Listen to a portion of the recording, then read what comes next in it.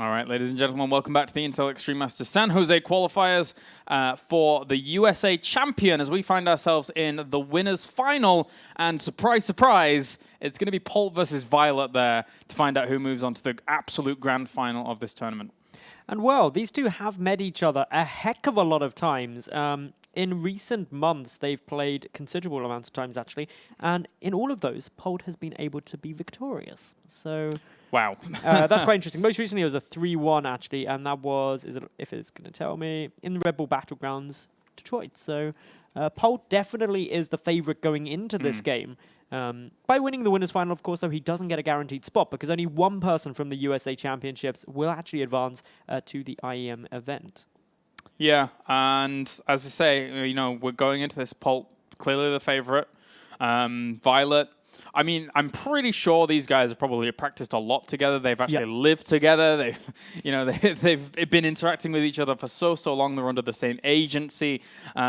Both of them have integrated themselves in the US scene very heavily. They both have athletes visas over there. So this is going to be cool. This is going to be very cool. Let's get into it, though. Game number 1. Overgrowth will be our map. I'm expecting a fiery series to start things off as we have. Spawning up to the top right, it's our red Terran representing CM Storm. It is Polt. And to the bottom left-hand corner, it's our blue Zerg. It is viOlet. I was actually privileged to meet Polt at DreamHack Stockholm. He's a lovely guy. I've never had the chance to meet him before. Yeah, he is a cool guy. He is a cool guy. Have you met viOlet at all? I don't believe so. All right, so the past couple of times I've met viOlet have been quite interesting because I met him, I don't know, maybe a year and a half ago. Really nice guy, really cool. I mean, I'm not saying anything bad about him or anything like that. But then as I've progressively met him over and over, he's become more and more of a monster because he like works out really hard. And the last time we saw him at Toronto, he looks so buff. It's ridiculous. And he's like, the first thing he says when he comes up to me is like, I want to see Sean because Sean works out quite a lot as well. Then, but viOlet is just a Hulk of a Korean. I was really impressed. This guy. So yeah, I'll have to check that out if I ever get to meet him.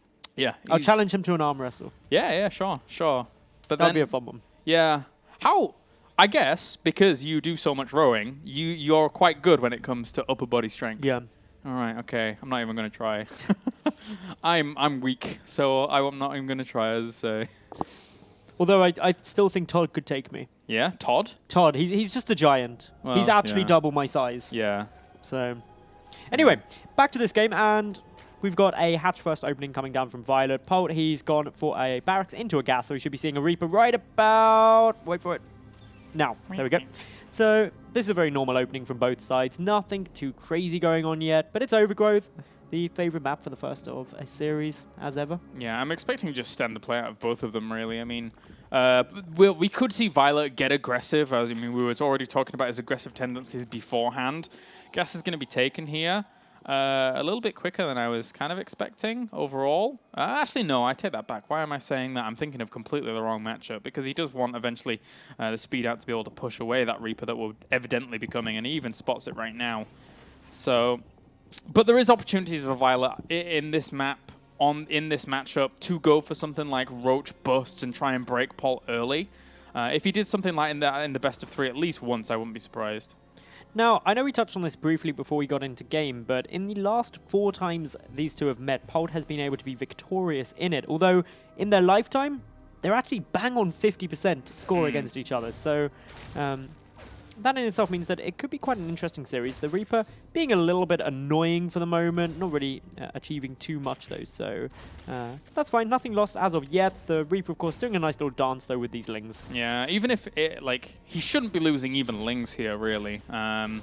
It's good micro so far by him. We'll lose 1 ling maybe if the focus fire is good. Ooh, does, but the Reaper's so low now it has to get out of there. So for 1 ling, I mean, that's an okay trade here for viOlet. There's really not too much going out of his favor at all at the moment.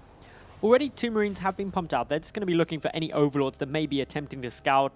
Denying that, always very important, but to be honest, viOlet getting a lot of information, mainly in the fact that sees there's only the 1 Reaper, and that is a big tell straight out. Usually you'll be seeing 2, perhaps even 3, just being a little bit irritating. So knowing there's just the 1 is going to be saying, okay, well, where's the rest of that gas being spent? And the answer is in a tech lab and a starport. Yeah, okay, so it's just going to be a harass into harass, or at least an attempted harass into harass, as Banshee will be on the way after these Hellions. And the Hellions may look to dart past. Polt's generally the kind of guy, though, that's just going to control Creeper.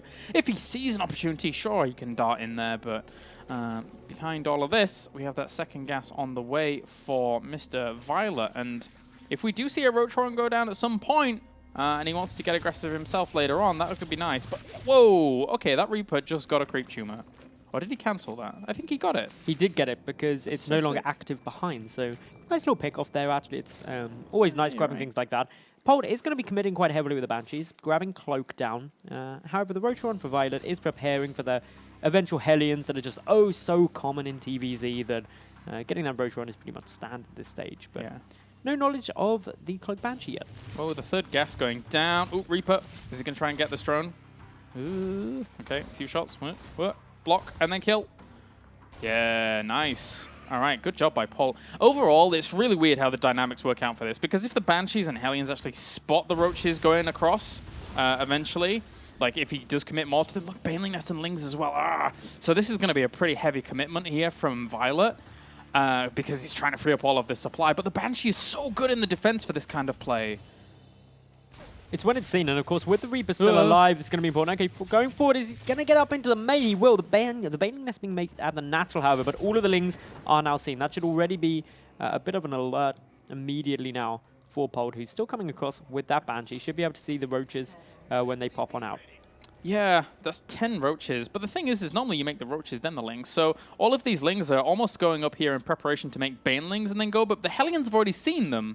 So by the time anything happens here, I mean, he has to get out of here because he saw that the Hellions had spotted him already. This is not really, but this is kind of tricky because if he goes over here, the Hellions are already anticipating them being up here. There's the Banelings on the way. Does that Marine see them? He does! The Marine sees them! That is incredibly unfortunate. That's a lot of Banelings getting spotted. Immediately bunkers, getting thrown on down the Banshee.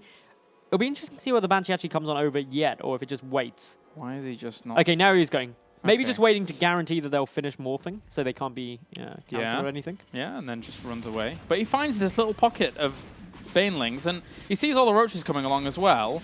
He's working on so many of these. Oh, they're all lined up as well! Oh, God. Well, that's not a really good start here. This is the kind of strategy that I was expecting from viOlet, but not to work out like this. He hasn't even killed off the wall, and the Banshees is just going to have a heyday with these Roaches. It was one Baneling that actually managed to connect to that wall. Polt is in a very, very strong position at this stage. Already more Marines coming on down. They're going to fill up that bunker, but to be honest, it's the Banshees just shredding through these Roaches.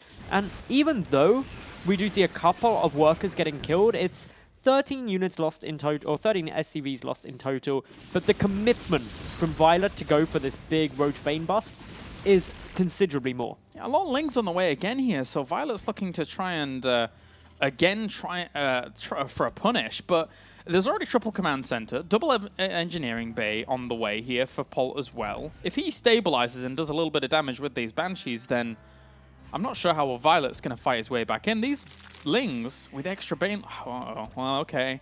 It's just going to be second wave of this attack. And to be fair, the Banshees are a lot more out of position now. These Banelings should be far more successful. They haven't been seen either, which is always a plus when you're going for a Baneling bust. He's got to be wary. Like, he goes down here and he sees the delayed state of this third base. But it's not going to matter because he's going in. Oh, jeez. Oh, jeez. He just wasn't expecting the follow-up. Those Banelings moving into the mineral line, if they get some connections. It was a good spread overall there by Polt, but he's still lost 20 workers overall. In come the Lings, though. A lone Roach going to be following them up. The Hellion count actually not as high as it has been. Only 2 there. The Banshee are just harassing, but all in all, it's a handful of Marines trying to hold this off. They will be able to do it, but at what cost, Kalaris? It was 21 workers killed by viOlet so far. And S-Transfuse is going to have to force these Banshees away. He loses one of them in the end. That Spore Crawler would have died off if the Transfuses hadn't have been on point. So overall, viOlet getting himself that Spire and Centrifugal hooks up. It's funny how this game has kind of played out because we're at the 12-minute mark now, and neither of them is really on some amazing drone to SCV count. It's just 40 to 50. And the tech is, in essence, coming in a little bit quicker, considering the drone count for viOlet.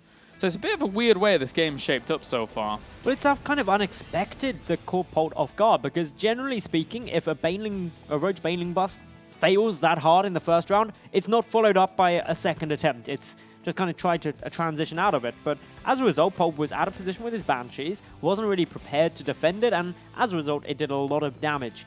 However, Polt does have the 1-1 upgrades far, far, far ahead. They're nearly finished up, so that's always nice for him. Yeah, and Polt 9 times out of 10 can stabilize from this position and just transition into a really strong game himself. So with those upgrades, it's really going to help him out in terms of the defense of this base, and then in the projection of his army forwards into the middle of the map. Because unfortunately for viOlet, I mean, with that 1-1 lacking so far behind, that means his next upgrades are going to be lacking so far behind. And when it comes to the contest of 2-2 to 3-3, that becomes an even huge factor when it comes later on into the game. Well, a couple of missile turrets getting thrown down here now for Polt, so this is going to aid him when he's looking to defend up against those Mutalisks, which you would start to expect. A pretty standard Zergling, Baneling, Mutalisk composition up against Terran. A couple of Widow Mines, where are they hiding about? So they're just on this round. That's always a nice little addition there too. So Polt, he shouldn't have too much to be concerned about at the moment. Well, one Changeling takes a bit of a beating. But yeah, Banshee, they're still out on the map. One of them is alive. It's had 12 kills. Is there anywhere that it can actually go into any damage? I don't think so. And Wolverine spots that 4th base down to the bottom left-hand corner as well. So he knows the extent of how far viOlet has kind of exerted himself here. What, 3 Banelings? Where are you guys going? It's funny because he doesn't actually know about that wall, and he tried to click on the other side, but the Banelings couldn't go through it, so he's having to go all the way around. And he gets a few SCVs, but not exactly the most amazing trades there in the end.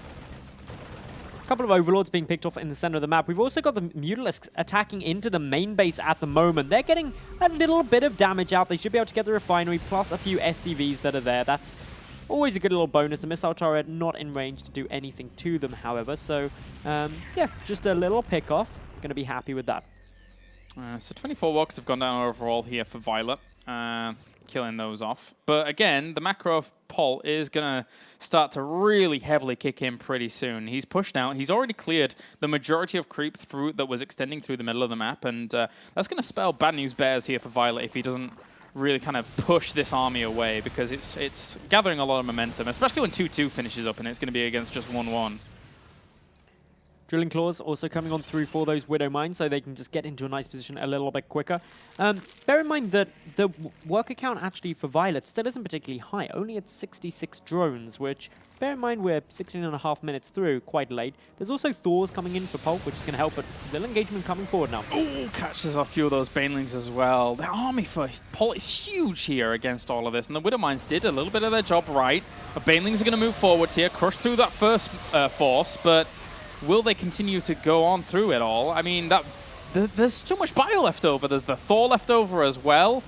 Polt lost, yeah, he lost a lot, but I mean, all the Banelings going away, that's a lot of gas. Look at the army supply. It's 74 to 45 after that in Polt's favor. So he's still got a huge force, plus his 2-2 has just finished up, and that's before 2-2 has even begun for viOlet.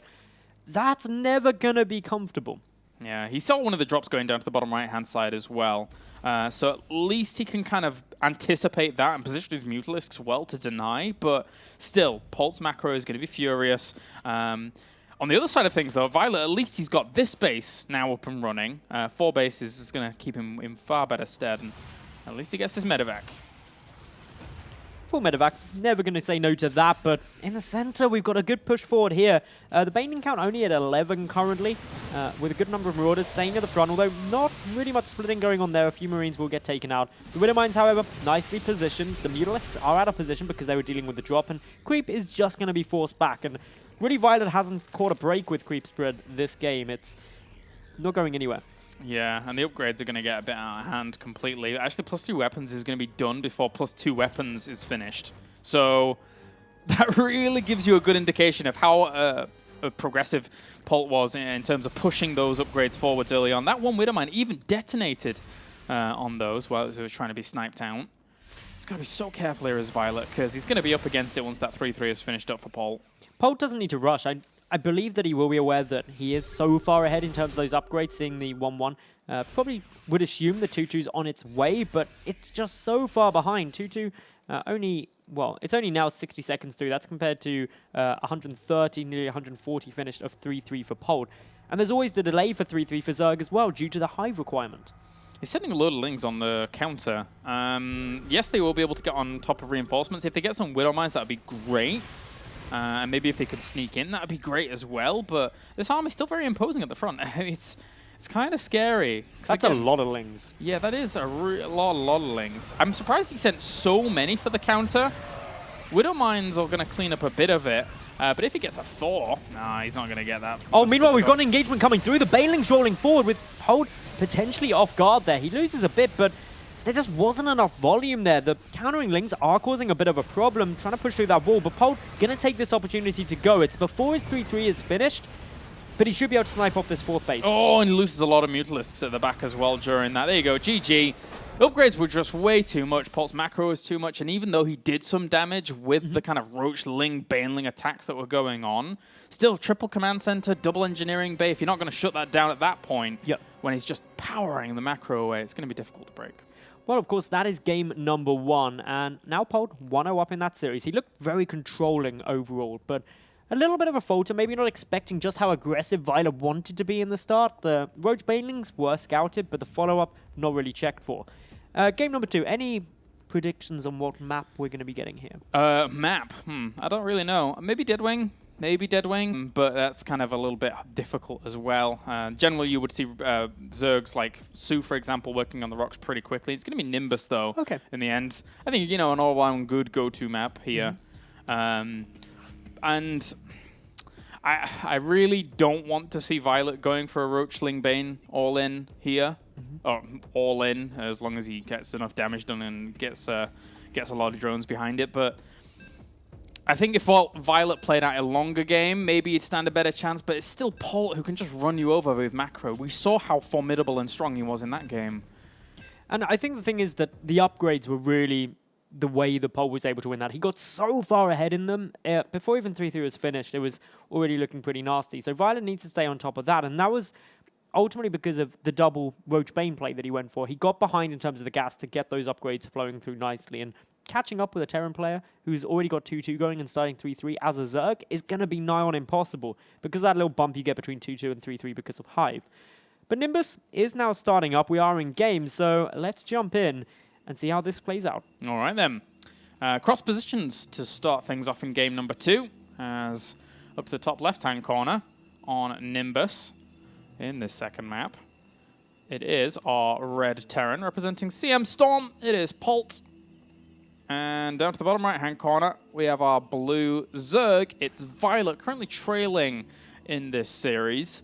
But I mean, there's so many things to talk about when it comes to those kinds of games. It's like, there's knock-on effects. Overall, if you're not prioritizing your creep spread and you're letting a Terran get so ahead in the macro and they can push forwards, there's not much creep spread to hold them back. It's easier for them to get on top of your bases, and then so many things. But Polt just plays it outright because Polt's one of the best when it comes to the American scene.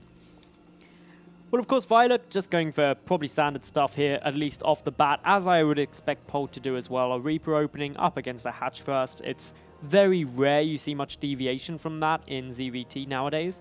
In terms of the late game, though, I actually agree with you. I don't think we'll be seeing viOlet get too aggressive. Obviously, it is kind of playstyle dependent. Actually, ooh. Okay, no worries, the barracks is coming down. Okay, so yeah, everything just as expected at the moment. Yeah, just be sending that Reaper over. We're going to get away with the hatchery first as a normal on a map like this. For viOlet, anything more would be a little bit crazy.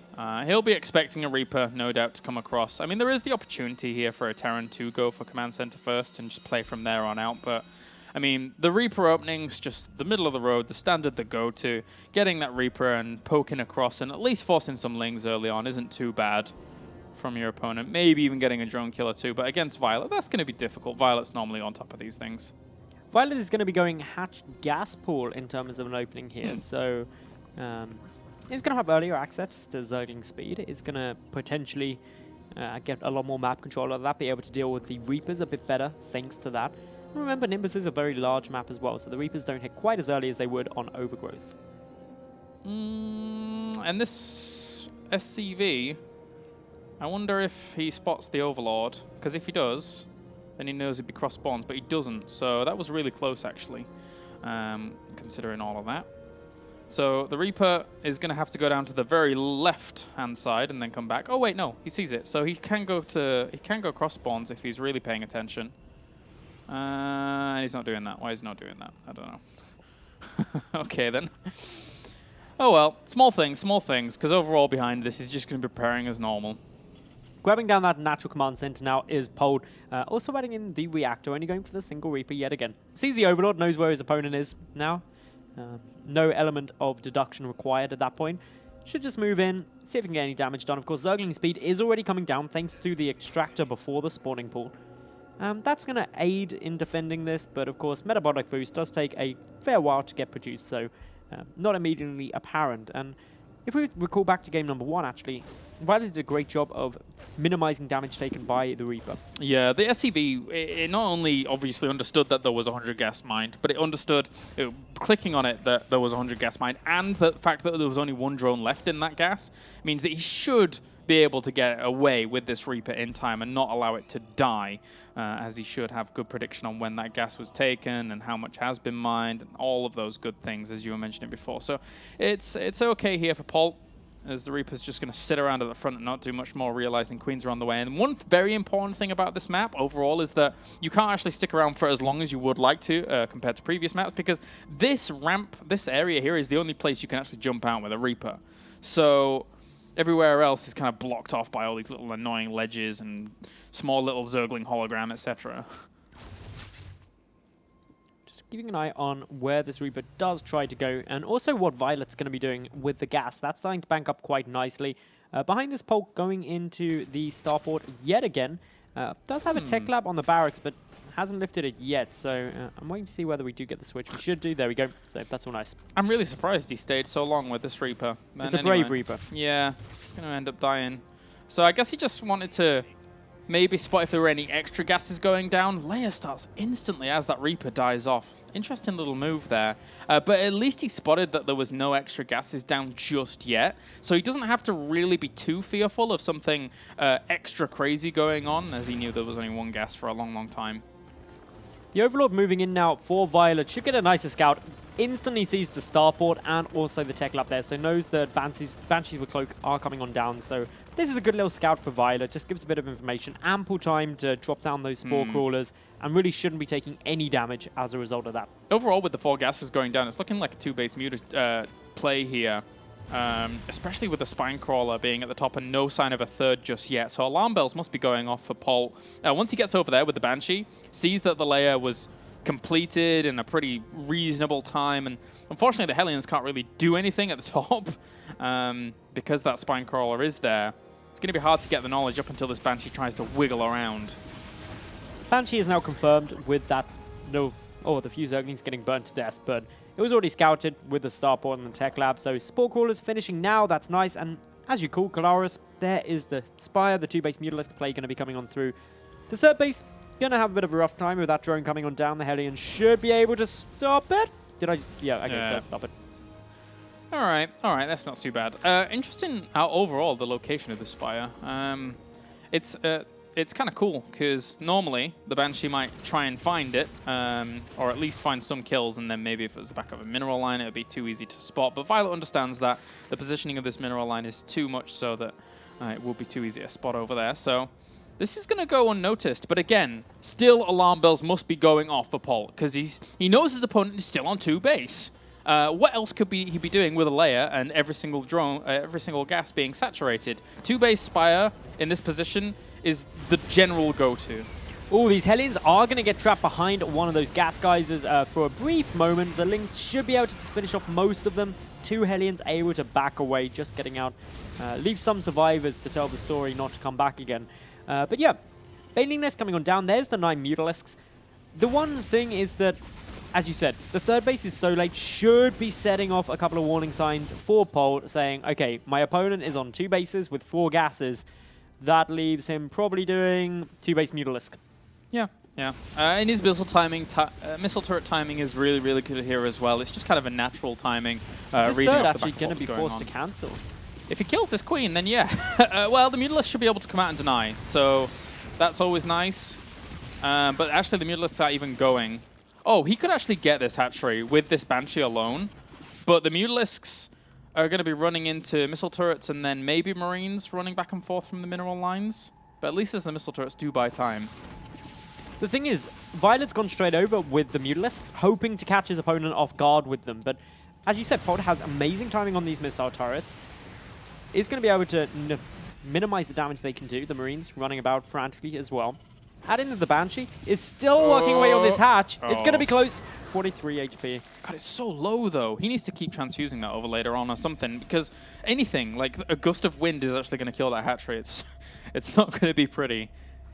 The medevac boosting across will be enough. Yeah, the just flames, medevac just boost the above slide it. heat. It's like, can't handle.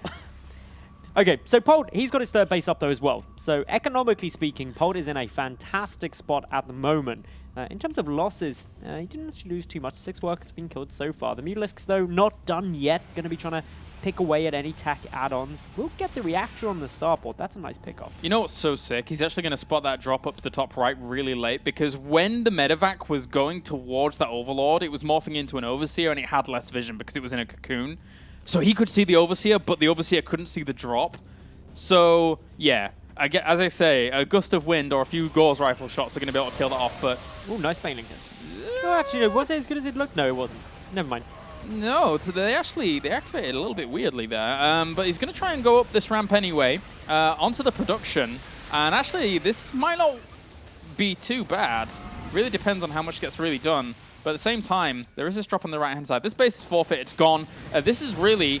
Violet's window. If he doesn't kill him here, the production's going to be way too much. But he's already on top of the production facility, so how is Polt going to stabilize? Well, he's losing those Marines very quickly. Remember, a whole medevac full are across the map, picking off that third base. Reinforcements coming in with the rest of those medevacs that were boosted away. Polt taking a bit more in the way of losses. 14 workers killed so far. His production has taken a bit of a beating, but it's not enough. GG. Not at all. 2-0 victory for Polt as he goes into the grand finals. And Polt, he's going to be very happy with that. Yeah, he really banked, viOlet really banked a lot on that 2-base muter play, which was so transparent to us, the idea of it, obviously because we're the casters, we can see everything going on, but Polt is no fool. Polt is certainly no fool. He sees you're on 2-base for that long on Nimbus. He knows what's going to be going on.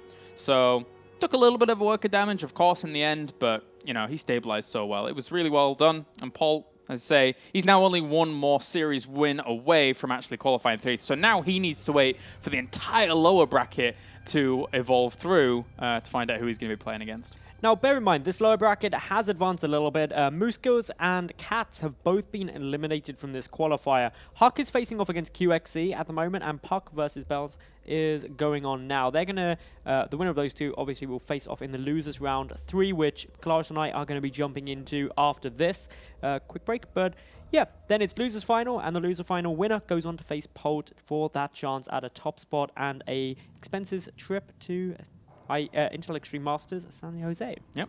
All right, so guys, join us after the break when we'll be jumping into lower bracket round 3 here at the Intel Extreme Masters qualifier to find out who is going to be that one person going on to the final tournament in San Jose.